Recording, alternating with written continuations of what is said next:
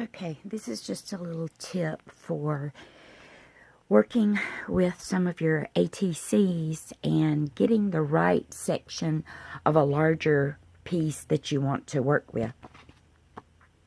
I found this old calendar in my stash of just stuff. It's back from 2008. And I want to use some of the pictures in here to make some ATC art that then these will be like the backgrounds. Then I'll embellish using some die cuts. But I want to get an accurate idea of exactly what part of the bigger piece that I want to use on my ATC. So what I've done here is I've used this was just some packaging from, I believe it was an embossing folder. And what I did was I cut it down. I've made one full-size ATC, which is this one, and one that is 1/8 of an inch smaller. And this is what I call my layering ATC, or a piece that, similar to this, you would cut it and then layer it over the full-size cardstock or background ATC that you're using for your base. So that's what this size does, and this I can use either or. I can still cut the ATC layer to the full size. Most of the time I use this, unless I'm working with packaging that's like cardboard packaging that's really thick and I want the full size piece, then I would use that as my guide.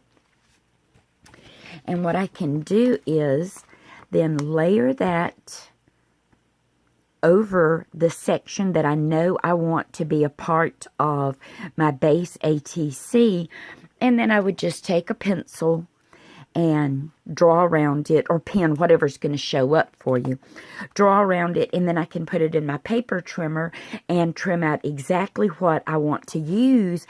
And then I've still got a section here that can be used on another ATC, which I actually have an idea for this one already, and I'm going to use the full-size piece and use that to create another one. And then this would get layered onto either a black or a dark green ATC base, just as this one was layered on the dark blue, because I was pulling from the light blue lines and then incorporating the other colors from the background paper into it. So that's just a really good way to help build your ATC and not waste what background material you have and get more use out of it. And what I've done to these, the only thing different outside of them being a clear piece of thick plastic, is I take Sharpie and I draw just on the edge with that Sharpie, and that's what creates that black halo around it.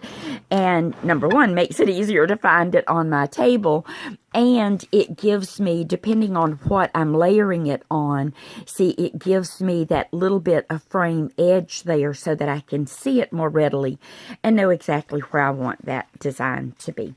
So I just thought I would show y'all that in case it helped anybody. Thanks. Bye.